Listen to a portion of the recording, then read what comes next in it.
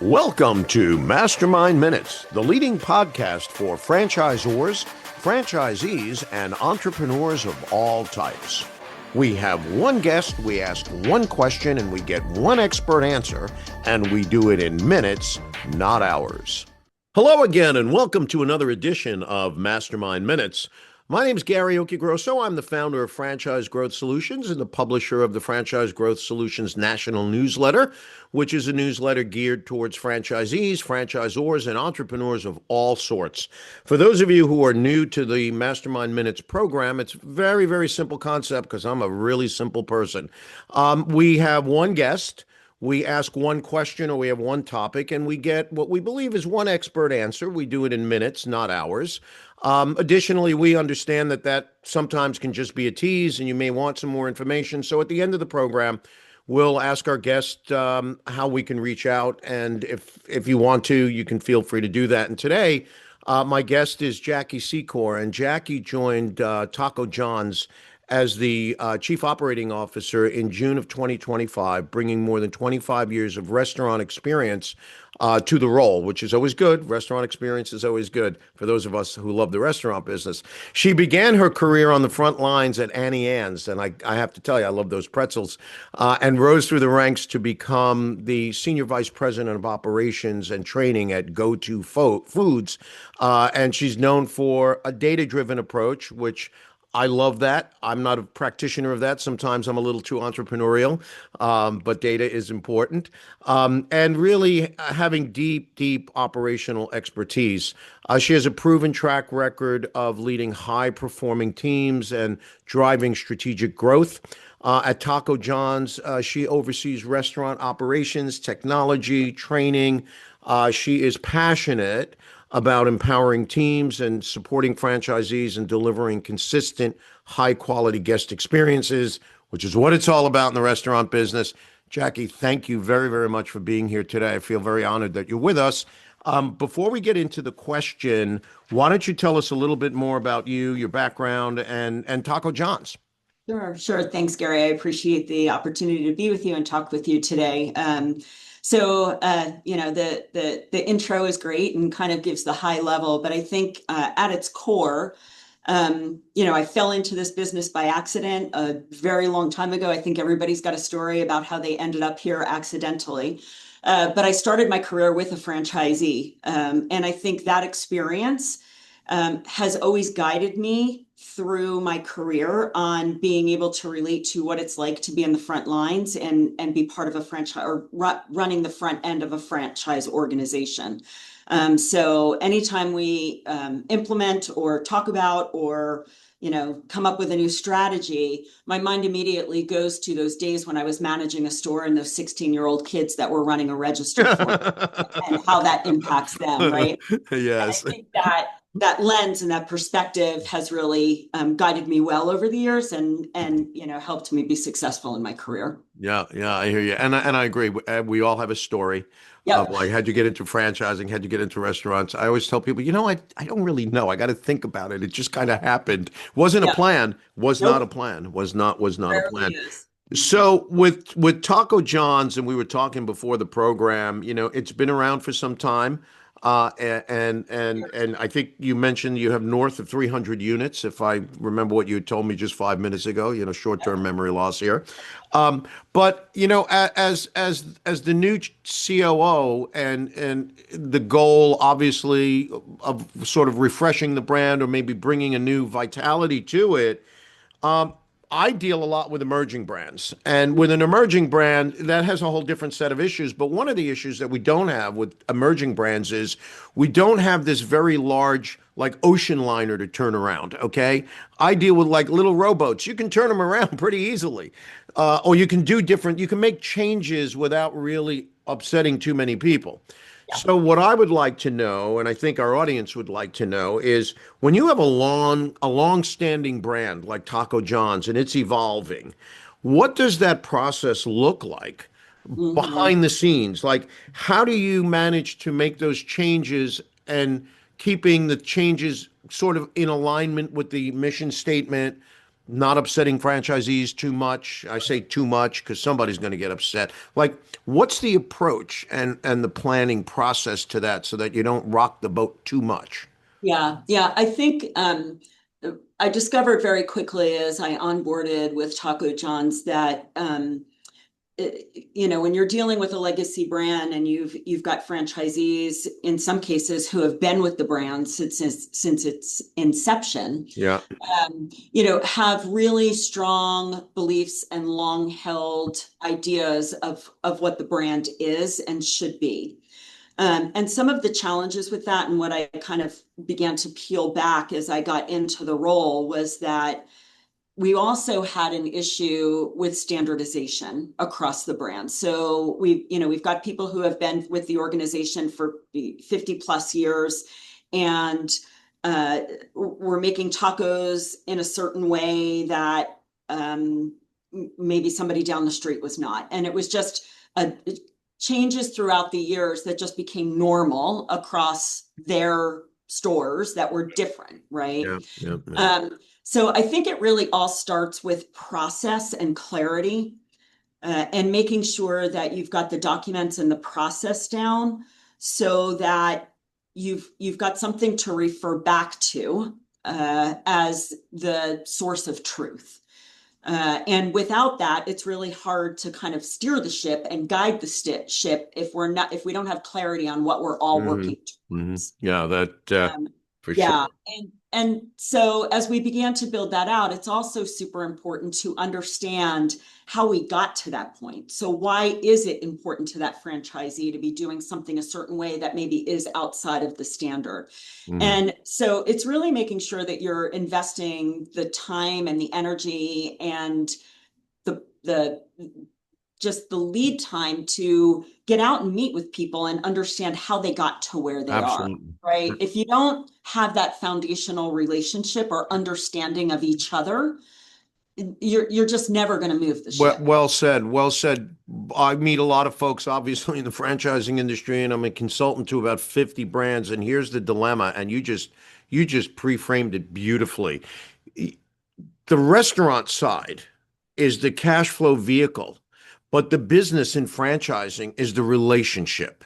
And Correct. how you manage the expectations of the franchisees is critical to success. You used the term process and clarity. So first, I'm not a big process and clarity guy, which is why you're a good COO because you are. I'm the guy that walks in the office in the morning and goes, "Hey, I got an idea for 10 new tacos. Let's start them tomorrow." Okay. I'm that guy. Okay. Yep. So I'm the troublemaker. But when you talk about process and clarity, and I work with a gentleman, his name is Fred Curvan. He owns a consulting firm that does operational support for my clients and franchise development, that sort of stuff. And we've been working together for like 25 years. He's one of those meticulous guys that if you take a quarter ounce of cheese off of something, he will figure out how that shoots through the entire menu on every item that uses cheese and what that means to the bottom line. Yeah. Which, at the end of the day, what are the franchisees concerned with? Help me make more money, help me decrease my costs, help me increase profitability. So when you're going through that, as a follow-up, I guess you go there, you look at like everything that's going on. How do you ultimately decide or even start to decide what to keep and what to get rid of or modify? Like, what's that like? Especially when did the concept start? You mentioned it earlier It's before. 57 years old. It's 67? 57. 57. All right. So that's a long time. So Yeah. there's got to be a lot of stuff there in the archives. What do you do? How do you decide? What do you decide? Keep, get rid of, fix? It's like cleaning out the attic. It is. It truly is. And especially as you start peeling back the onion and going through things, the different standards that have taken place throughout the years fit the times, but don't necessarily fit today. And I think you nailed it, right? If anything that you are doing or any effort or initiative that you're putting forward screws up operations and makes it harder for the people working in our stores to execute on a daily basis, or messes with a franchisee's profitability, you are dead in the water. Yeah.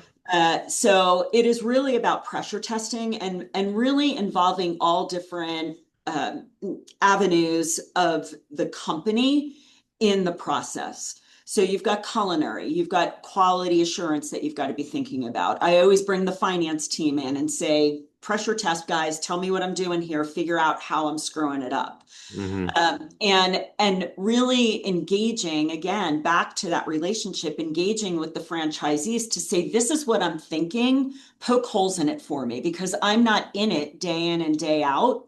And I need to understand how the decisions or the way that I'm thinking is going to have an impact at the store level. Mm-hmm. I Mm-hmm. think the flip side of that too, Gary, is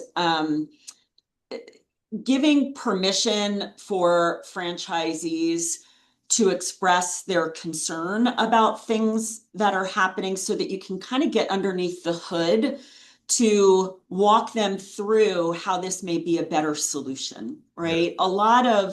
I find a lot of, and this is not just in the Taco John's world, right? When we're changing things and we're making things different, I still collect a paycheck every week. We make a change at a store level where we're impacting the profitability or the financial performance of a franchisee, that has real impact for them on every level of their life. Yeah. So it's really having those open lines of communication and understanding from each other the things that I'm thinking about, and then being able to walk them through how it may not be as scary as it sounds, and let's come to a happy medium on where we can meet. Mm-hmm. So that the great explanation, but to me, there's like two pieces to that, as I just heard it. Um, One is sort of how you get, I used to call it buy-in. How do you get buy-in from your internal team and the franchisees? Like there has to be some level, I believe, I may be wrong, but there has to be some level of a mind shift, a mindset shift, because hey, we're evolving. So people have to understand that we can't be doing things the way we did them 57 years ago. And then you meant the second part of that, you mentioned communication. How do you, again, how do you make that communication, that pipeline clear so that franchisees, if they're getting hurt, like how do they go, ouch, hey Jackie, is there a franchise advisory council? Do you do weekly Zoom calls? So how do you get them first to get to buy in? And then if they do buy in, how to communicate with them while that process is taking place so that no one's getting hurt? And if they are, they feel comfortable enough to say, hey, I'm getting hurt. Sure. Yeah. Yeah. I think when you're thinking about changing or moving the brand forward, the thing that is always in the forefront of the mind is this scalable? And and looking at it as the whole instead of the individual franchisees, right? Mhm. Like, is this going to grow the brand and benefit the greater good? Knowing that there's probably always someone along the way that is going to get hurt. So identifying that and having really clear focus on that to understand who is and what are the ways that you can help keep them whole or approach something different for them Mhm. that still leans into standardization and not get too far off course, right? Mhm. Mhm. Um, so I think that's the first piece. The second piece is the open lines of communication. And I'm guilty of this as well. And I would say I probably lean more towards you, where I'm very like, hey, rah, rah, we got something really good. Let's go get it. Right. I surround myself with really good people to put tethers on my feet as I'm like floating up in the air and saying, Jackie, come back down to earth and let's talk about this. Right. So I think the first part is just really, it's critical to have people around you that think differently than you do, that quite frankly are smarter than you, and are not afraid to challenge you on your thinking. And so that's key internally, and just creating that open forum, whether it's through meetings or just regular check-ins, or I'm thinking about something and I'll pick up the phone and call somebody and say, hey, this is what I'm thinking. What do you think? Creating that environment where people are encouraged to give their feedback and not afraid to give their feedback or challenge, right? So that's key number one. Mhm. Yeah, that's incredible. That's well said. Yeah, I mean, you have to, and you have to give people permission for that, right? I literally was on the phone with a vendor yesterday about a pilot that we're going to start, and I said to them, I was like, guys, we've got a lot of stuff going on here in this office. I need you that if you don't have my attention, to just wave in front of me or send me a note and say, Jackie, I really need you to pay attention to that. So it's not just about asking for the feedback, but giving permission for the feedback. Mhm. And you've got to verbalize it. You have to tell them, I expect you to challenge me on this.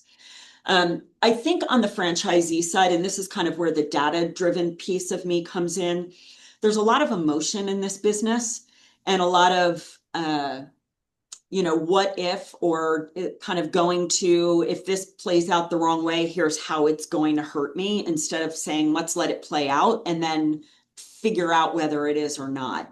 So it is always best when, when you're approaching a franchisee or you're wanting to make a change for the system, to approach it from a position of data as opposed emotion or this is what I think, Yeah. right?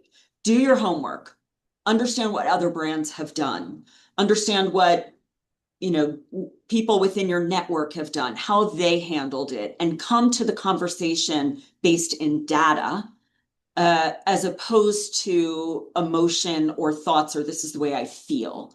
It tends to quiet the noise and the emotion that comes around with it so that you can potentially move forward. And then be honest in the data. Don't try to cover up the data or change the data, make the data say what you want it to say, because Uh, do that, right? yeah. But to be willing to say, hey, this might not be the right direction because the data is telling me something different. Yeah, yeah, no, and I agree, and again, I like to make data driven decisions. Where I sort of fall short is gathering the data. Yeah. So I know what I want to see. Fortunately, I work with people who are really good at like pulling little things that you would never think about. I was with a client yesterday and I got like the best compliment in the world. He said, I don't know what I would do without you guys. And I thought, wow, he's a franchisor. And Yeah. and it was because he truly didn't understand his cost of goods. He didn't know his food cost. He didn't know his labor cost. We value engineered his build out. All things that from a self-interest point of view as an FSO help us sell franchises because the cost is less and the profitability is better. But Right. from his point of view as the franchisor, the franchisees give him a lot more now respect and now they believe what he says because they see the result. Talk to me a little bit about because I love innovation. Like I don't go down every rabbit hole, but I kind of always at least inspect to see what might be down there.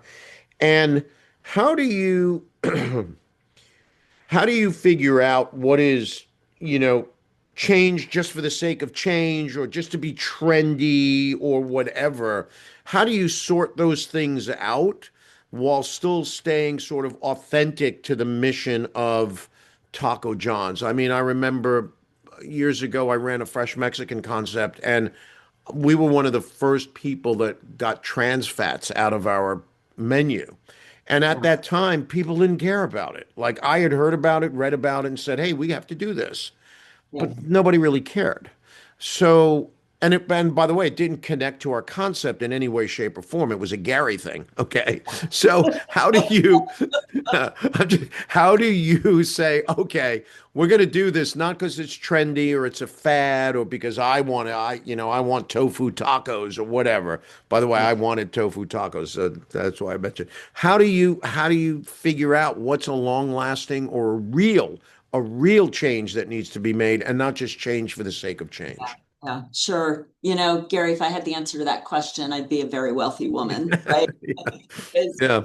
It's Yep. always a gamble, right? When you can do all the best research, you can, really feel like you've got an understanding of whatever it is that you're going after and still be wrong.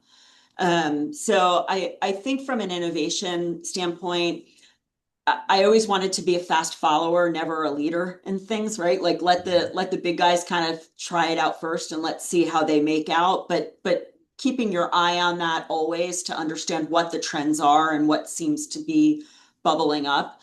And I think it really relates back to what does your brand stand for, right? So as you think about innovation, what does your brand stand for and what does your messaging want to be? And are the things that are happening in the world and the environment, are those things related to that brand messaging? And I can give you an example, right? For Taco John's, the way that we feel like we differentiate ourselves is through quality. So we get really clear on what does quality mean to us and what are those key messages that can come through with marketing, with operations, with the in-store experience that give that quality message, right? And so then what are the things that are happening in the world that we can pull in to say that marries or matches to our messaging? And so let's look at that and investigate that. I think Yeah. we always look at it through that lens. Yeah, and again, that really aligns with when we, I can't believe you just said that because when we take on a client or when we're considering taking on a client in a discovery, especially if it's a restaurant client that might have just 2 or 3 units and they're thinking about franchising. So generally speaking, it's somebody that probably still is making the pizza. Okay, I'll just put it to you that way. The question that I ask every potential client for Franchise Growth Solutions is, tell me about your brand. Tell me about the differentiation, the points of differentiation, but tell me about the brand. And the only rule, and by the way, I'll tell them, and you don't have to answer it now. The only rule in answering the question is you can't use food or tell me about your food in the explanation because your brand has to be more than the food because everybody sells food. Sure. And sometimes they will have a very concise or cogent answer. They'll say, well, we're about, this is our mission statement, or it's that, or this is what our brand, like you said, what is this brand about?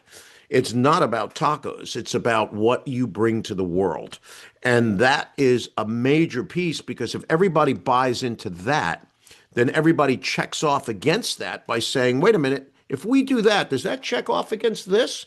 Right. So that's key. Last question I have for you is, you know, it's a tough. I'm going to say because I've sort of when I my last like job, one of my jobs was we would buy companies, franchise companies, and I would have to somehow figure out how to blend the cultures of those Mhm. companies. So sometimes when you come to a brand that's well established and you're coming in, it's almost like you're, I don't want to say recreating the culture, but you are blending sort of the new and the old. From your background, this is more of a personal question for you. From your background, in terms of what you've learned, what were the, sort of leadership principles that guide you in really doing this sort of a task? What have, I know it's a tough question, but I'm just curious. Yeah, no, no. I think for me, from a leadership perspective, and what has guided me is the belief that in no matter where you work in this industry, we are in the people business, Mhm. right? Yep, without a So doubt. if you keep the guest experience in the front of your mind with everything that you're doing, that really is key to this, right? It's about how we make people feel about the brands that we run.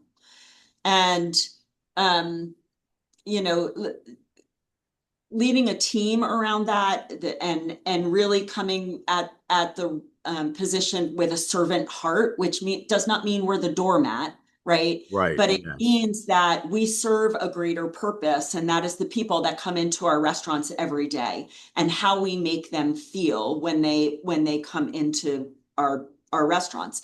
And if you're thinking about that from a culture standpoint, first of all, that's really hard to argue. That and anybody's going to argue back that we shouldn't be focused on that, right? And then and then just talking about it and how does the things that we're doing, how does that impact the guest and the experience that they're going to have at our front counters or our drive-through or our DoorDash drivers or our, any way that they're interacting with us now. Yeah. Um, and if you lead from that perspective, it doesn't work with everybody, but people truly just want to serve the people that are walking into our stores. That's a wonderful and a brilliant last thought on this. I appreciate that. So, um, just sort of to wrap it up here. First of all, for the audience, we've been speaking with Jackie Secor, who is the Chief Operating Officer of Taco John's, which is a brand that's been around for 57 years, north of 300 units, long history. Jackie, if somebody is interested in learning more about Taco John's or wants to reach out to you, what's sort of the best, most efficient way for that to happen? Well, anybody can go to our Taco John's website and there's a contact us form there that Great. you're happy to, submit and my team will get the message to me Okay, and happy to connect with people. It's always great. empowering and enlightening and I always feel like I learn things when you meet people along the way who want to talk shop. Couldn't agree more with you. And we will put, just so you know, when we post this on LinkedIn and on YouTube and Spotify, we will put the link to the webpage in the bio, in the Perfect. content so people could just click on it. Jackie, thank Perfect. you so much for being with us today. Truly appreciate it.